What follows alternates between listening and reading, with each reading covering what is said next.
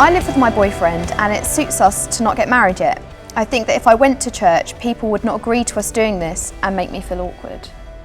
I think if you went to church, you'd be amazed that as you walk into this building, you will not find anybody asking you who you're sleeping with.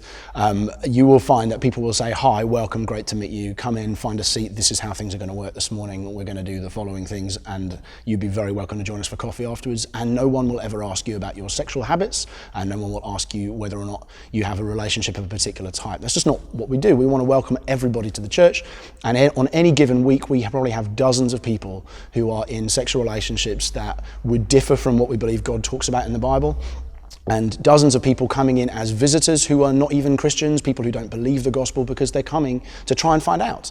And at that level, we'd want to invite you to come and join them and to be part of it. We'd love to talk to you about the gospel. We'd love to talk to you about Jesus, but we don't ask people to come to church already with a life that looks completely all tidied up in the way that we believe God speaks in the Bible.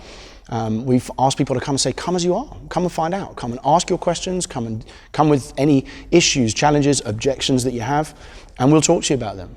What you will probably find is if you come to church for a period of months or even years and you begin to think, I think I want to follow Jesus. I love this man. I want him to be the number one in my life. I want to be a follower of God.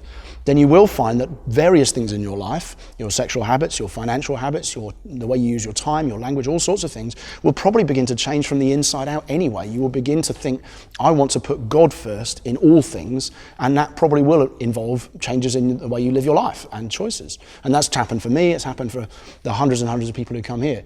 But we won't ask you to do any of those things when you arrive, and we won't insist that you do them before coming and turning up at church at all. That's just not how we do things. We want to welcome you and receive you and hope that you have a great time with us. And as time goes on, you may well find your life begins to change, and if it does, that's wonderful. But that's not something we are going to expect. You will not be asked any questions about your sex life on your way in through the door on a Sunday morning, I can promise you that.